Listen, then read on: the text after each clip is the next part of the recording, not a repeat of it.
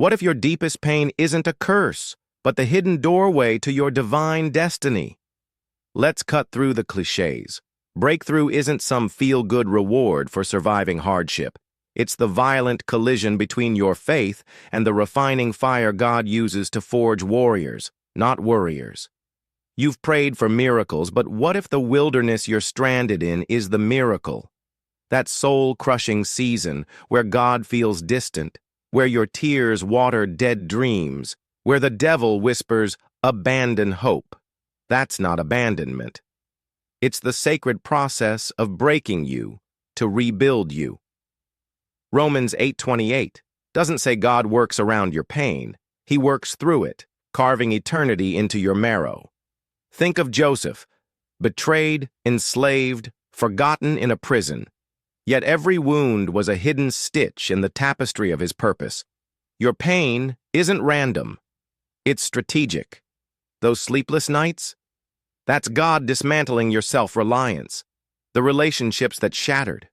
He's making space for divine connections. The dreams that died, they were too small for the destiny he's scripting.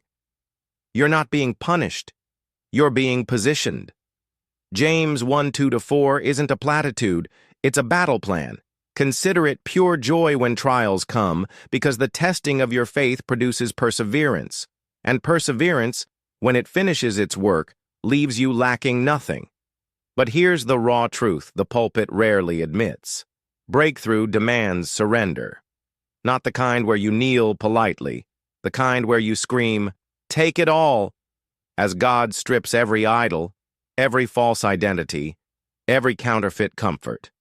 You're in a spiritual boot camp, and the enemy isn't your circumstances, it's your flesh. That addiction, that fear, that pride. The fire isn't here to destroy you, it's here to expose what's been poisoning your soul. Why do you think Jesus waited 4 days before raising Lazarus? To prove that what's dead in you can't resurrect until it's rotten with human effort. Your breakthrough isn't delayed, it's orchestrated. That financial ruin, that health crisis, that betrayal, they're not setbacks, they're setups. God isn't just building your testimony, He's engineering a collision between your story and someone else's despair. Every tear you cry now will water a future harvest you can't fathom. But here's the warning, don't rush the process. Israel wandered 40 years because they craved Egypt's false comfort over Canaan's delayed promise.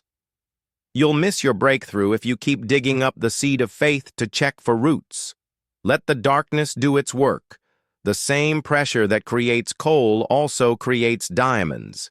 David didn't defeat Goliath because he avoided the lion's den. He embraced it as training ground.